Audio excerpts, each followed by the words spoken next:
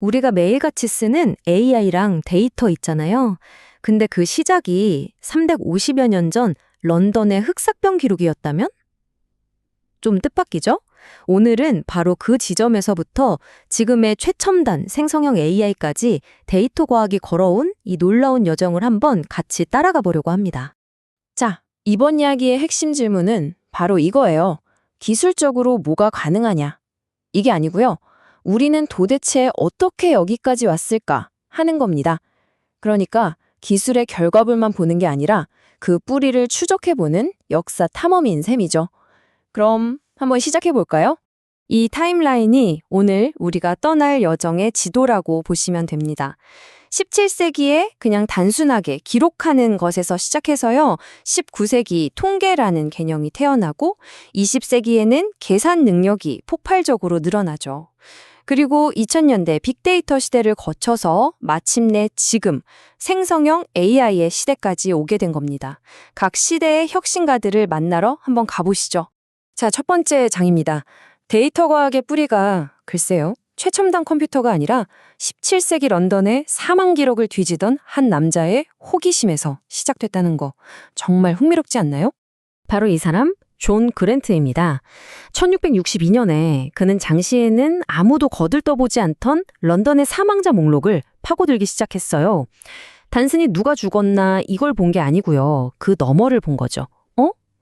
흑사병이 주기적으로 도네? 계절마다 사망 패턴이 다르네?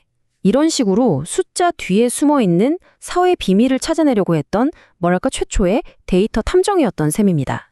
바로 이 지점이 그랜트가 일으킨 진짜 혁명이에요. 아무 의미 없어 보이는 숫자들을 잘 모아서 정리하면 마치 도시의 맥박을 재는 것처럼 사회가 어떻게 움직이는지 그 구조를 볼 수 있다. 바로 이 생각. 이게 데이터 과학이 딱 태어나는 순간이라고 할 수 있죠. 그가 썼던 방법, 이게 되게 단순해 보이는데 정말 강력해요. 일단 복잡한 현실을 관찰하고 그걸 표로 깔끔하게 기록해요. 그 다음엔 그 데이터들을 비교하면서 패턴을 찾아내는 거죠.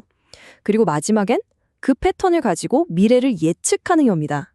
이 4단계, 이게 지금도 모든 데이터 분석의 가장 기본적인 뼈대라고 할 수 있습니다.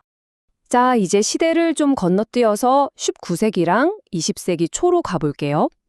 존 그랜트가 던진 이 아이디어를 훨씬 더 정교하고 강력한 일종의 과학적인 도구로 만들어낸 시대, 바로 통계학이 탄생한 때입니다. 이분들이 바로 패턴 찾기를 진짜 엄밀한 과학으로 만들어낸 거인들이라고 할 수 있어요. 프랜시스 콜턴은 이런 질문을 던진 거예요. 키 큰 아빠한테서 진짜 키 큰 아들이 나올까? 처럼 두 가지가 얼마나 관련이 있는지 죄는 방법을 만들었고, 칼 피어스는 이걸 아주 정밀한 수학 공식으로 딱 정리했죠. 그리고 로널드 피셔는 여기서 한 단계 더 나아갑니다. 아니, 어떤 비료를 줘야 농사가 제일 잘 될까? 처럼 애초에 믿을 만한 데이터를 어떻게 얻을 건지, 그러니까 실험 자체를 어떻게 잘 설계할 건지에 대한 방법을 만든 겁니다. 바로 여기서 진짜 결정적인 변화가 생겨요. 예전에는 그냥 비가 내렸다 이렇게 기록만 했다면 이제는 비가 내리면 정말로 꽃이 더 잘 자랄까? 이런 식으로 현상들 사이의 관계를 과학적으로 따져볼 수 있게 된 거죠. 데이터가 단순한 기록을 넘어서 무언가를 설명하고 증명하는 언어가 된 순간입니다. 자, 다음 도약은 정말 예상치 못한 것에서 터집니다. 바로 제2차 세계대전, 그 한복판에서 말이죠. 인류 역사상 가장 거대한 계산의 필요성이 완전히 새로운 시대를 열게 됩니다. 당시 가장 큰 숙제가 뭐였을까요? 바로 적군의 암호를 푸는 거였어요. 근데 이게 사람의 머리로는 도저히 불가능한 어마어마한 계산 문제였죠.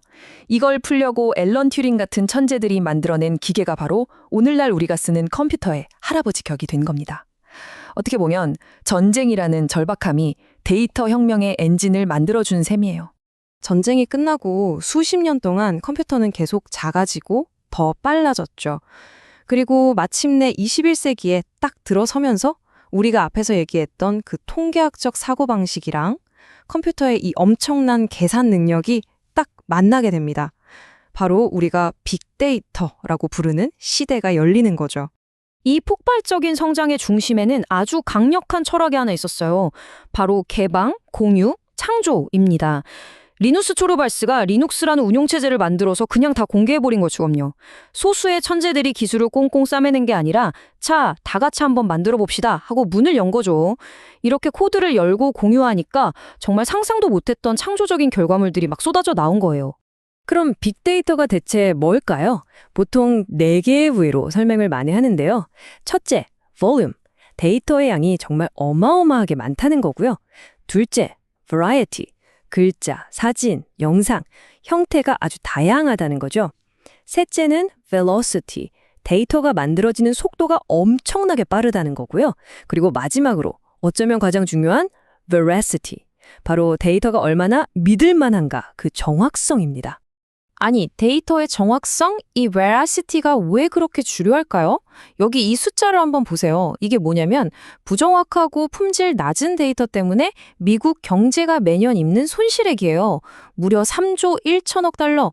우리 돈으로 환산하면 4천조 원이 넘습니다. 어마어마하죠? 결국 좋은 데이터가 없으면 좋은 결정을 내릴 수 없다는 아주 단순한 진실을 보여주는 겁니다.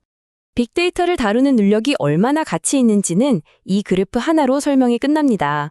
보세요. 그냥 데이터를 분석하는 분석가에서 그걸 넘어서 예측 모델까지 만드는 과학자로 전문성이 깊어지니까 평균 연봉이 그냥 2배로 꽁충 뛰어요. 시장이 이 기술을 가진 사람을 얼마나 원하는지 보여주는 가장 확실한 증거죠. 자, 이제 우리의 여정도 마지막 창에 다다랐습니다. 바로 지금 우리가 살고 있는 이 AI 시대의 이야기죠.